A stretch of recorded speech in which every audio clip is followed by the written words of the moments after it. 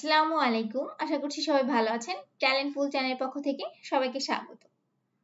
দ্বিতীয় প্রান্তিক মূল্যায়ন 2025-এর প্রথম শ্রেণীর ইংলিশ বিষয়ের একটি নমুনা প্রশ্ন ও উত্তর নিয়ে আজকে আমরা আলোচনা করব। প্রথম শ্রেণী থেকে পঞ্চম শ্রেণী পর্যন্ত সকল বিষয়ের সকল নমুনা প্রশ্ন ও উত্তর পাওয়ার জন্য চ্যানেলটি সাবস্ক্রাইব করে পাশে থাকবেন।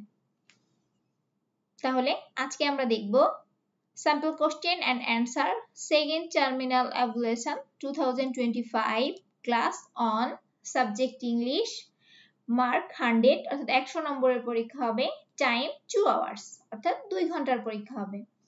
এক দাগে আসবে write the rhyme on 2 3 4 5 এই rhyme 4 লাইন এর জন্য থাকবে 20 মার্কস অর্থাৎ 20 নম্বর। অবশ্যই দ্বিতীয় প্রান্তিকের যে সিলেবাস সেই সিলেবাসের মধ্য থেকে একটি রেইম আসবে। আমি এখানে দিয়েছি 1 2 3 4 5 এই রেইমটি। তো এক দাগের অ্যানসার কিভাবে লিখতে হবে? অ্যানসার টু দ্য কোশ্চেন নং 1 1 2 3 4 5 অর্থাৎ কবিতার নামটি প্রথমে লিখতে হবে, তারপরে 4 লাইন কবিতা আমরা লিখব। 1 2 3 4 5 Once I caught a fish alive. 6 7 8 9 10 Then I let it go again.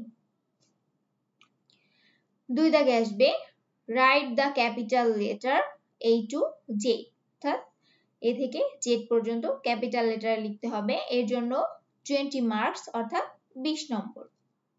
এর অ্যানসার আমরা লিখব অ্যানসার টু দ্য কোশ্চেন নং 2 তারপরে A B C D E F G H I J K L M N O P Q R S T U V W X Y Z তারপরে 3 দাগে আসবে write the small letter A to Z অর্থাৎ ছোট হাতের A থেকে Z পর্যন্ত লিখতে হবে। এর জন্য 20 মার্কস অর্থাৎ 20 নম্বর।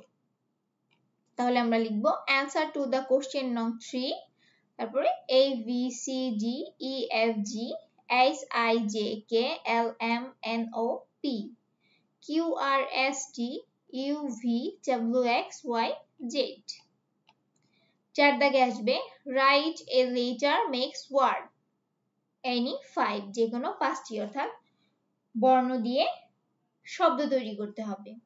এর জন্য থাকবে 10 মার্কস অর্থাৎ 10 নম্বর। এখানে যে কোনো মোট 60টি দেওয়া থাকবে, তার থেকে যে কোনো 5টি লিখতে হবে। তো আমি সবগুলো যে কয়টা দিয়েছি সবগুলোর অ্যানসার করে দিয়েছি। আই তে কি হবে?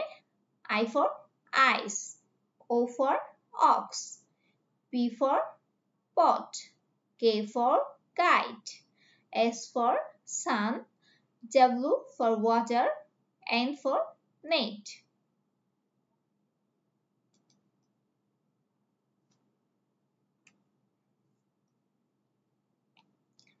তারপরে 5 দাগে আসবে write the meaning of the words অর্থাৎ শব্দের অর্থ লিখো any 5 যে কোনো 5টি এর জন্য 10 মার্কস অর্থাৎ 10 নম্বর। এখানে মোট 60টি দেওয়া আছে, তার থেকে অর্থাৎ 60টি দেওয়া থাকবে, যে কোনো 5টি লিখতে হবে।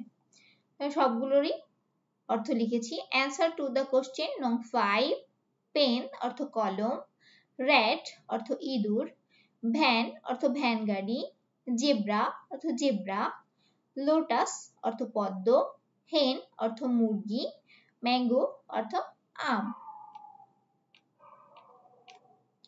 তারপরে 6 দাগে আসবে fill in the blanks অর্থাৎ শূন্যস্থান পূরণ করো। এর জন্য 10 মার্কস অর্থাৎ 10 নম্বর। এখানে আছে O ড্যাশ L কি হবে? Oil, O I L। তো মাঝখানের এই ড্যাশে অর্থাৎ শূন্যস্থানে কি হবে? I। এভাবেই fill in the blanks অর্থাৎ শূন্যস্থানগুলো আমাদের পূরণ করতে হবে। তারপর আছে Q U I dash T ড্যাশে কি হবে? L, Q U I L T। তারপর আছে S ড্যাশ Y এখানে হবে S K Y স্কাই। তারপর আছে Y ড্যাশ K E কি হবে? Y O K E। তারপর আছে J ড্যাশ G কি হবে? J U G জ। 7 দাগে আসবে write the numbers in words 1 to 10, অর্থাৎ 1 থেকে 10 পর্যন্ত বানান করে লিখতে হবে। এর জন্য 10 মার্কস অর্থাৎ 10 নম্বর। Answer to the question number 7 on ONE1 2 TWO2 3 THREE 3 4 FOUR 4 5 FIVE 5 6 SIX 6 7 SEVEN 7 8 EIGHT 8 9 NINE 9 10 TN 10 এভাবে সুন্দর করে লিখতে হবে। তো দ্বিতীয় প্রান্তিক মূল্যায়নে সিলেবাসের মধ্য থেকেই অবশ্যই পরীক্ষায় আসবে, এজন্য সিলেবাস অনুযায়ী সুন্দর করে পড়তে হবে, তাহলে কারোরই উত্তর করতে কোনো প্রবলেম হবে না। আর কারো কোনো বিষয় যদি বুঝতে অসুবিধা হয় অবশ্যই আমাকে কমেন্ট করে জানাবেন। প্রথম শ্রেণী থেকে পঞ্চম শ্রেণী পর্যন্ত সকল ধরনের আপডেট পাওয়ার জন্য চ্যানেলটি সাবস্ক্রাইব করে পাশে থাকবেন। আজ এই পর্যন্ত।